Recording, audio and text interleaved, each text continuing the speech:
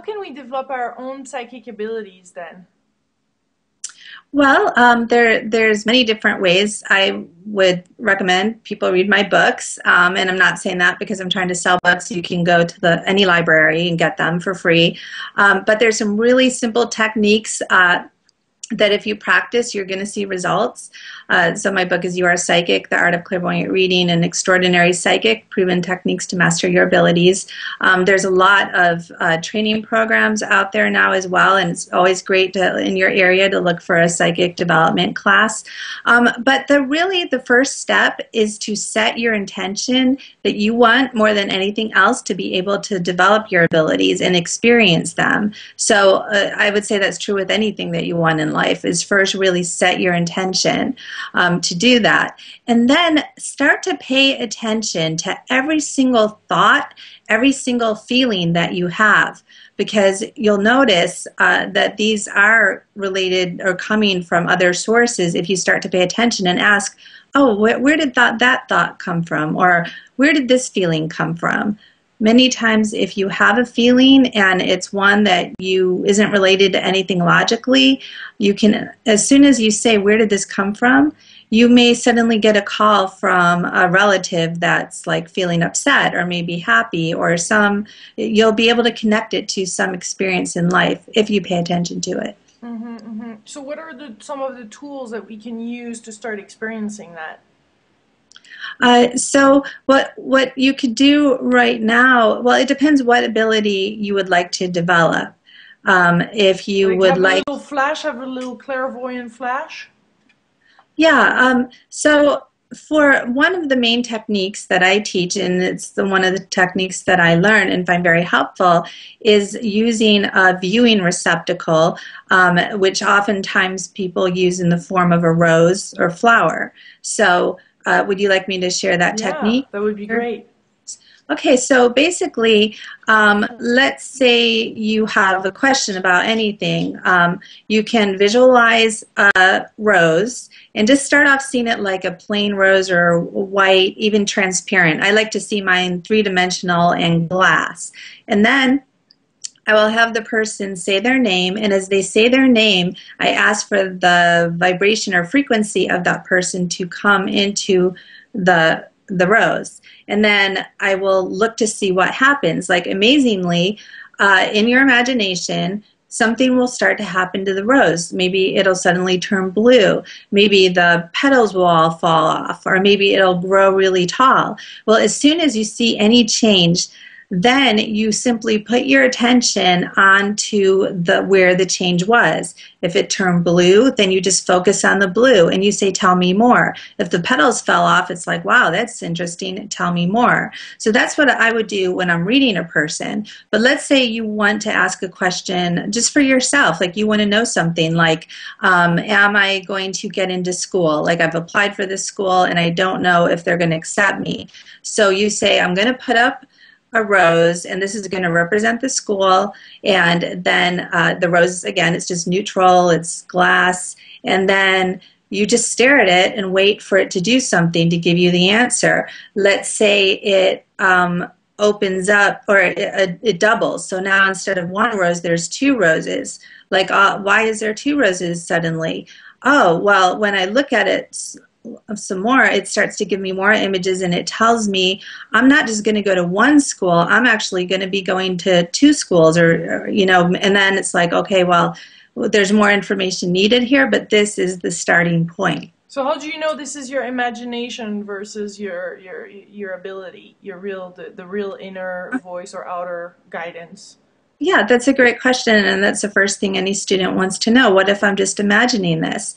Well, when you first get started, there's going to be some of your own stuff that you're putting in. That's why it's harder to read yourself.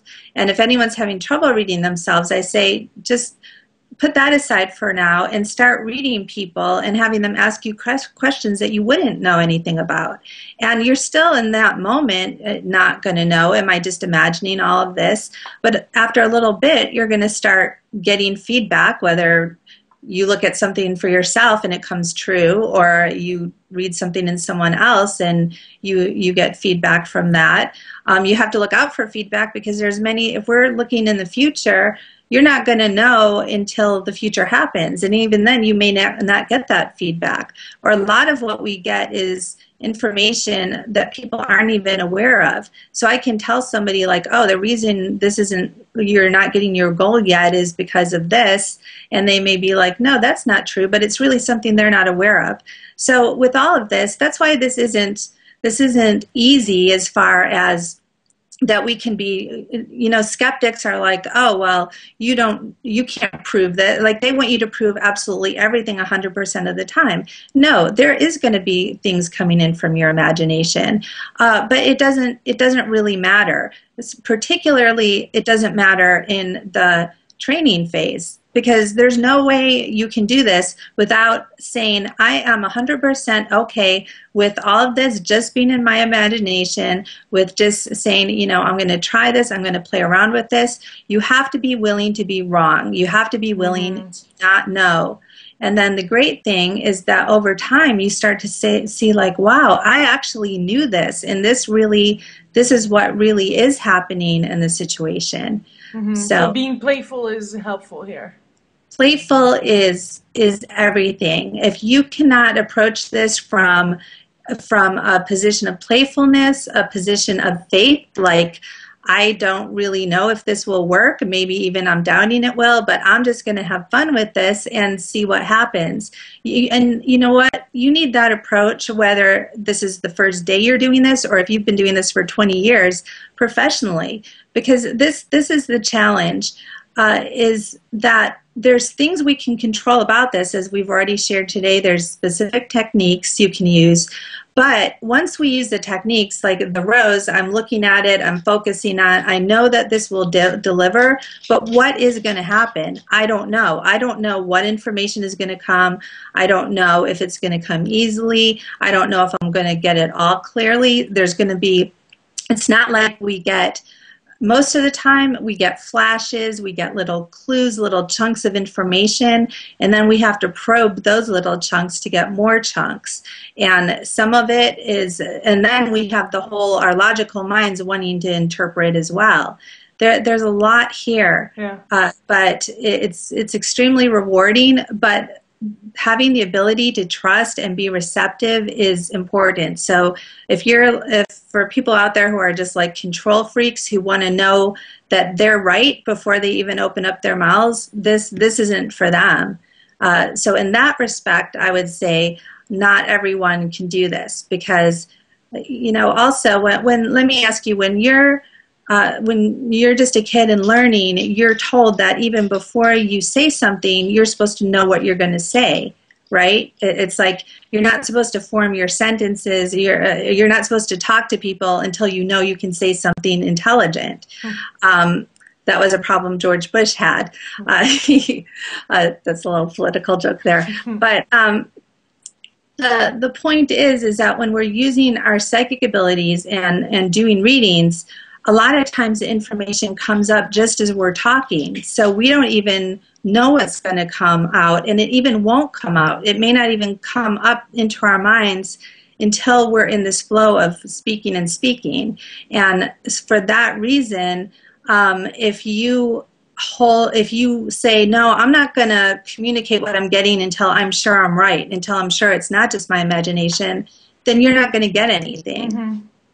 What are some, I know there's a lot of different exercises that are great, I think, to ground ourselves and because that's another important, apparently, thing here. That's why you meditate and you have all those different exercises, including one with that little room in your head that you...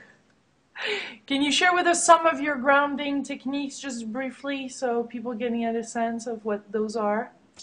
Yeah, well, the reason for those is if you think of ourselves as electrical systems, energy needs to, it's always seeking a ground, and it can be all over the place. Energy has to be channeled in a certain way. So we as people need to be channeled in a certain way. We get so our emotions are very, very strong bursts of energy.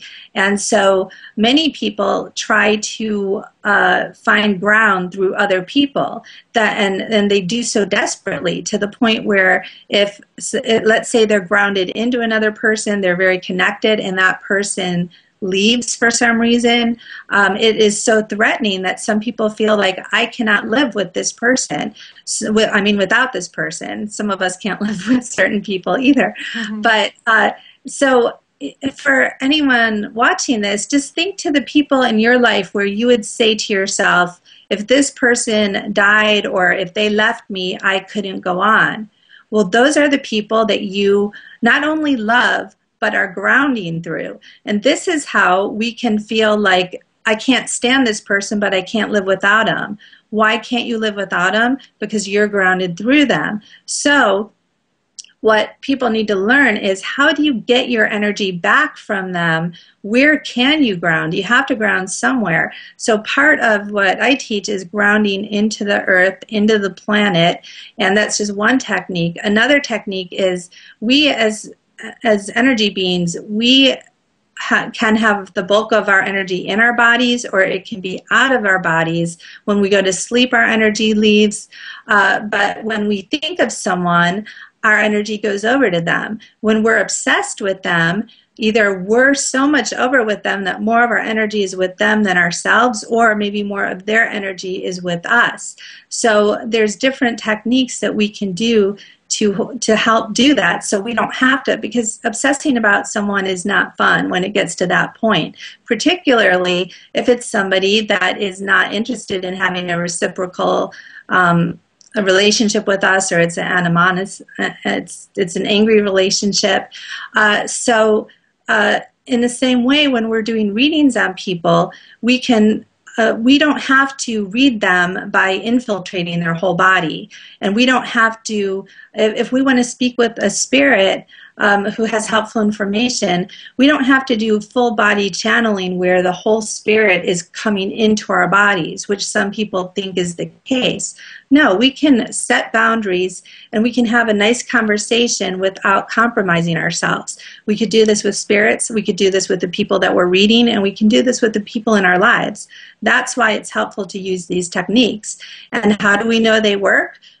Because, again, they're going through our imagination, their visualizations. You do them, and then you look, experience in your life, is there a result from this? Not only am I feeling better, but what you will feel better, but what you'll notice is that the other people behave differently. You can kind of connection with somebody and they'll just go away, or they may actually know you cut the connection. I've done energy work with people where they had no idea what I was doing. I had this one experience. Do we have time that I can share this story? Sure. Okay, I had a crazy woman who I thought was dying of cancer. I had her live with me for free because I felt so bad for her and wanted to help her. And it turned out she had been lying the whole time. And one day she had gone into the hospital, and I was at home, and I was feeling so exhausted and drained and upset, and I didn't know why. And I was just like, gosh, what's wrong with me? And then I thought of her, and I was like, I think this woman is just draining me. So I went and took a bath, and I did some visualizations where I said telepathically to her, you need to leave my house. You need to get out of here. I made a whole plan for getting her out of my house. I never even said a word to her about this because I just decided about this. Well, I get out of the bathtub. I hear the phone ringing. Who is it? It's this crazy lady from the hospital, and she is screaming at me, how can you kick me out of your house? How could you have done this? She knew psychically, even though she was 30 miles away, what had just happened in the last 5 minutes, and she felt what I had just done. And sure enough, she was later kicked out of the hospital because they found out that she was lying about her illness, and I was able to get her out of my house. So this is a severe example of when you have a thought and you visualize something, it can really have an effect on someone else. especially if they're tuned in. Well, this is very, very interesting. Thank you, Deborah, for sharing all your stories and wisdom with us. Thank you. Oh, thank you. I really appreciate